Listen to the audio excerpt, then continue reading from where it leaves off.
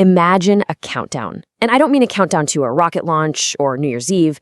I'm talking about a countdown to an existential threat. Welcome to this explainer. Today, we are opening up the vault on something absolutely mind-blowing. We're diving into the eerie lore of a highly classified 4,000-year-old Sumerian tablet. But this isn't just a record of green taxes. It acts as a literal cosmic threat assessment, a step-by-step countdown of extraterrestrial entities that are entirely aware of Earth. So, let's set the stage. Our story kicks off way back in 1849. Picture this. British archaeologist Austen Henry is digging through the dusty, ancient ruins of Nineveh, and he pulls out this fractured piece of clay. Right away, something is off.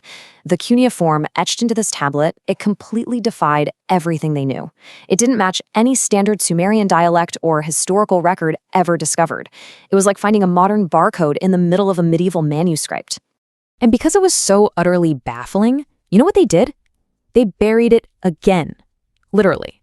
For over 170 years, this thing was just locked away in a dark, dusty museum storage vault. They slapped a highly frustrating label on it, unclassifiable, and basically just pretended it didn't exist. Out of sight, out of mind, right? But you've got to wonder, what exactly were they trying to hide? Well, things rarely stay buried forever. Fast forward to 2019. Unauthorized, high-resolution photos of this tablet suddenly leaked onto a private, underground academic forum. And the reaction was instantaneous.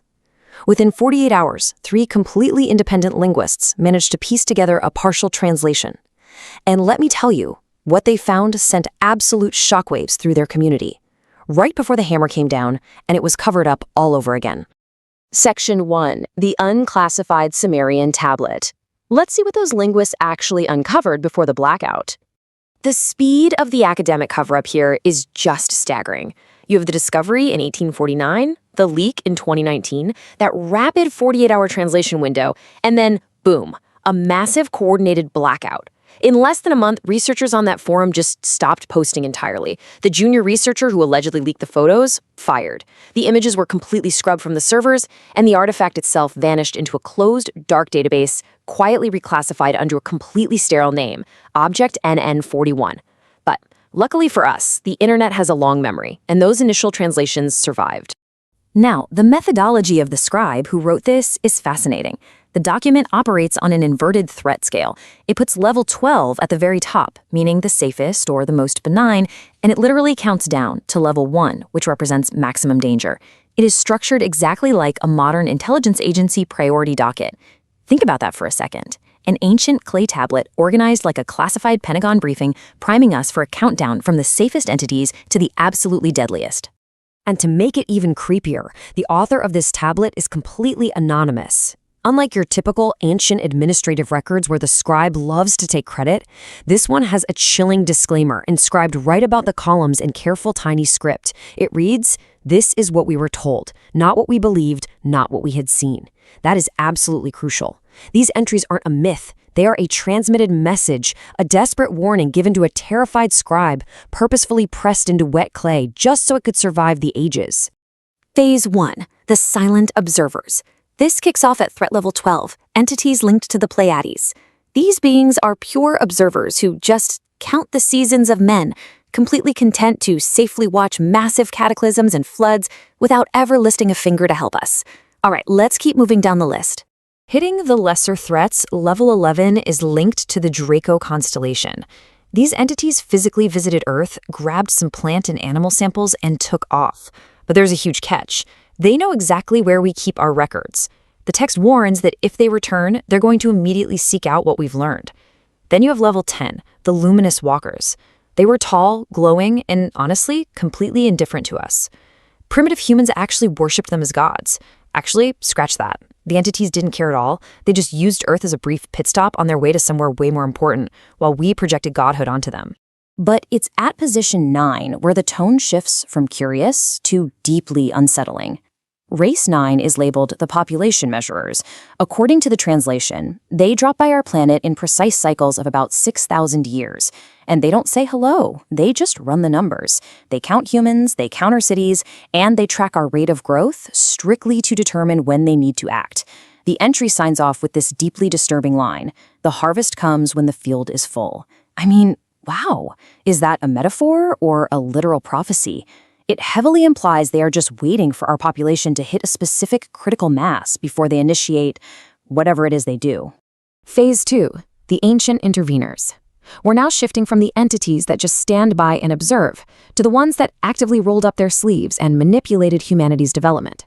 Take Race 8, for example. The tablet claims they introduced agriculture to humanity roughly 10,000 years ago. What's crazy about this is that it mirrors a legitimate modern botanical mystery. Domesticated wheat just sort of appeared, suddenly, without a clear wild evolutionary ancestor. The text claims Race 8 literally planted it here and that one day they'll return to see what has grown. Contrast that with Race 7. They've never actually visited. Instead, they just listen.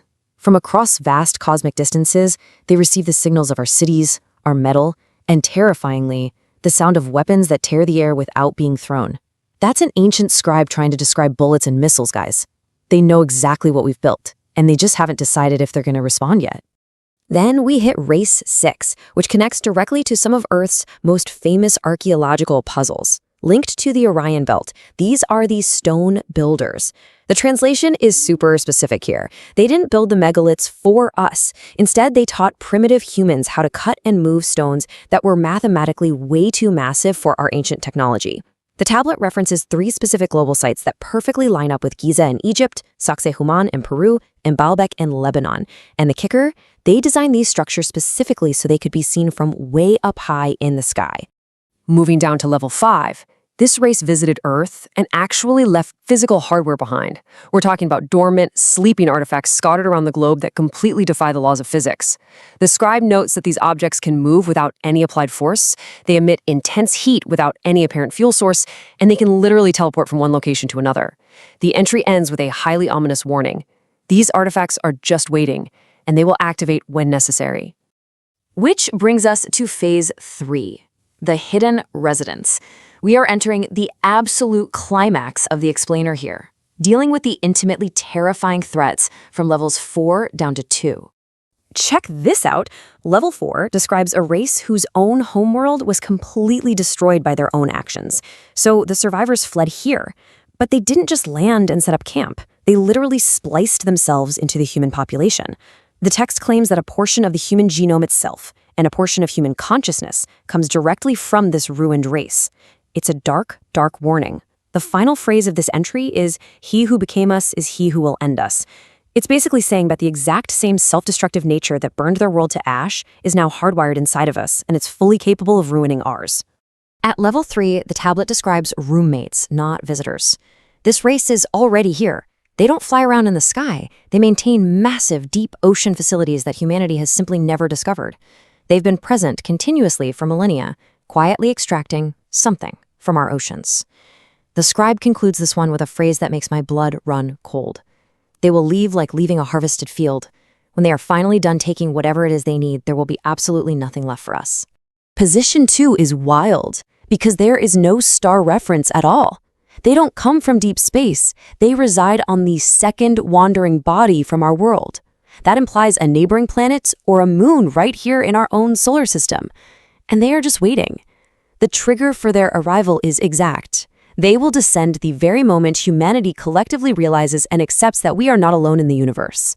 Disclosure isn't a political event for them, it's a starting gun. Finally, we arrive at level 1, the ultimate earthly threats. The entity the terrified scribe actually circled in the clay. The most terrifying twist of this entire countdown is that threat level 1 has absolutely no constellation or star system attached to it, because level 1 doesn't come from anywhere else. The translations describe an entity who already lives here, who wore our skin, and who operates under multiple different names throughout human history. They have sat back and watched every single human empire rise, peak, and fall to dust. They have always been here. So what do they want? The tablet doesn't say. Either the scribe didn't know or was just too utterly terrified to press the answer into the clay. The greatest threat to humanity is completely indigenous. The final note, the 13th enigma, because just when you thought the countdown was over, at the very bottom of the tablet, scrawled in completely different handwriting, is this hastily added addendum. There are not 12, there are 13, but the 13th does not know what it is. I mean, think about it. Are we the 13th race? Is humanity suffering from some sort of collective amnesia about our true origins and capabilities? This 4,000-year-old warning leaves us looking squarely in the mirror. So, what do you think the 13th race really is? Keep questioning everything, and we'll see you in the next explainer.